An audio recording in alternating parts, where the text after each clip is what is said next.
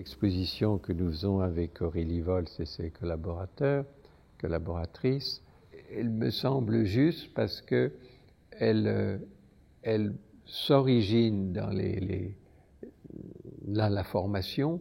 Il y a un autoportrait de mon meilleur ami de 1960 jusqu'à un tableau de 2019.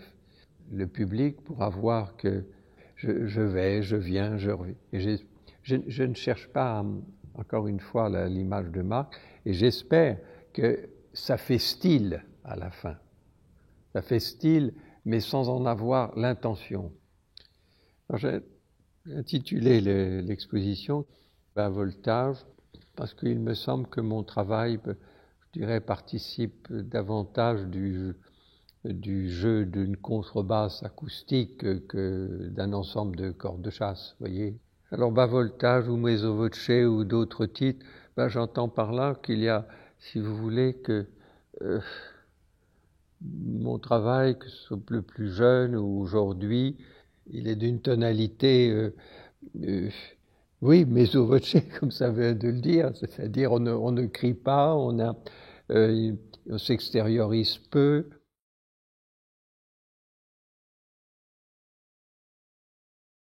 J'aime pas beaucoup ce mot, bon, c'est le mot courant, hein, mais c'est pas désinvolte du tout, c'est le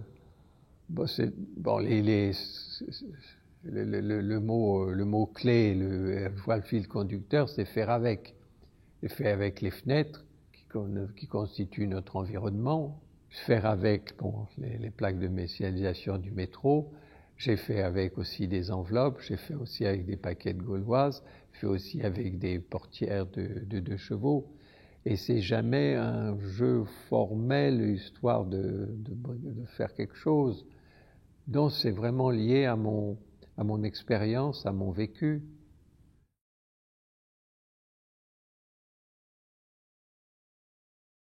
Alors sans doute que la fréquentation de cette musique, la rencontre épisodique avec des musiciens, la lecture de textes sur ce pan de la musique moderne a eu sans doute une incidence sur ma production. Là, précisément un mouvement qui est le bebop, et par la suite il y a le hard bop, le free, mais le bebop, ce qui m'a, cette espèce de désorganisation, de rupture, de cassure. Ça a eu sans doute une incidence sur mon travail. Oui, oui. Si vous voulez, le mot le plus horrible de la langue française, pour moi, c'est jazzy. C'est-à-dire, on dit c'est jazzy, ça fait jazz, c'est comme ça, bon, voilà. Non, ce qui me touche, c'est évidemment cette immense mélancolie qui se dégage surtout dans la musique des Noirs américains des débuts du siècle, de King Oliver à nos jours. Le musée va montrer un ensemble très, très long, très grand de panneaux. J'ai intitulé Élégie for Hard Paper, ou pour Hard Paper. Il n'y a pas pourquoi? Parce qu'il m'a semblé que, c'est peut-être par les cheveux, vous savez, établir des passerelles entre les sons et puis les couleurs, c'est toujours un peu problématique. Mais il m'a semblé que l'ambiance colorée, ces roses éteints, ces tonalités assez acides, participaient d'une certaine façon de ce grand saxophoniste blanc. Voilà.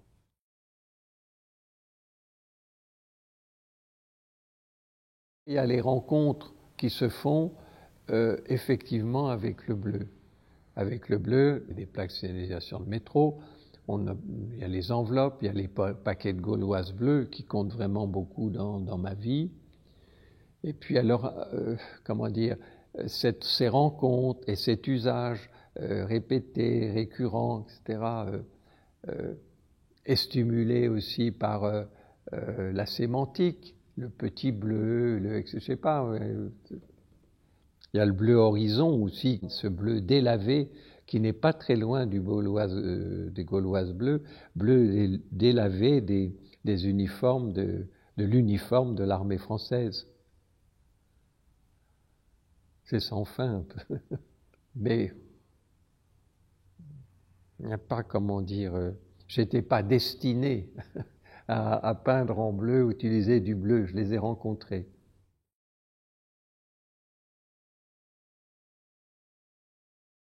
Alors j'entre à l'école des Beaux-Arts après une préparation en 1900, je pense, oui, c'est 1960. Alors je suis, comme tout le monde, je suis d'abord un élève.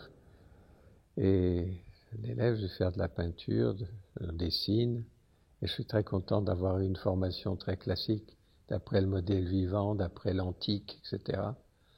Et comme disait très justement John Constable,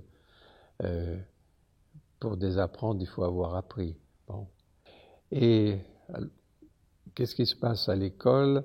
C'est l'arrivée d'un homme qui s'appelle Roger Chastel, qui n'est pas peut-être un très grand peintre, mais qui est un bon artiste, et surtout un homme de réflexion et un homme d'écoute, un homme généreux. Et c'est ainsi qu'autour de lui, on va être un certain nombre à se retrouver. Voilà. Certains vont donner le BMPT, d'autres support surface. Alors, quel est mon lien avec mes condisciples, mes contemporains du futur BMPT, du futur mouvement de support surface? Il est d'abord bon, il est enthousiaste. Il faut voir aussi le contexte. C'est la guerre d'Algérie, la fin de la guerre d'Algérie. Certains d'entre nous font la guerre, d'autres ne la font pas directement, mais nous sommes tous engagés dans le combat, non seulement pour la paix en Algérie, mais on pourrait dire pour l'Algérie algérienne. Ça compte beaucoup, cet arrière-fond. Par la suite, nous allons radicaliser notre propos les uns les autres, nous allons nous séparer, et malgré les invitations, donc, fort gentilles, de Pincemin, de Deleuze, d'autres, pour les rejoindre dans le mouvement support surface. Donc j'ai décliné cette invitation. Avec du recul, je suis assez content d'avoir été comme ça, un peu en marge. Et puis, par la suite, il y a le mouvement de 68 qui va m'amener à une rupture, on pourrait dire plus exactement une espèce de mise entre parenthèses de mon travail pendant quelques années.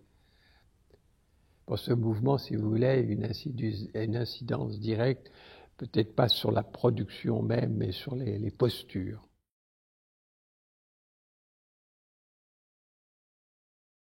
Alors, lorsque j'ai été nommé prof en 1976 à l'École des Beaux-Arts de Valence, j'ai incité les élèves à aller au musée ici, à Saint-Étienne, à Grenoble, à Lyon, et à dessiner d'après les maîtres. Je me suis remis à dessiner, à la fois pour des raisons, je vous dis, pédagogiques, et puis aussi parce que ça me satisfaisait, ça demandait beaucoup de temps, d'efforts, de réflexion, et j'ai poursuivi pendant des années. Et ça donnait une suite de grands dessins. Certains seront dans l'exposition. Il y aura effectivement celui d'après Philippe de Champaigne. Il y aura aussi d'après Édouard Monge, d'après Cézanne. Donc on joue sur le temps. Hein.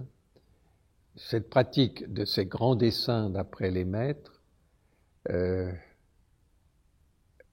finalement, elle ne m'a jamais abandonné, mais ont pris des formes différentes. Il y a une pratique du carnet. Je vais depuis des années régulièrement les jours de fermeture dans les grands musées. Je dessine. Dans l'exposition, il y aura des dessins d'après Rodin, notamment.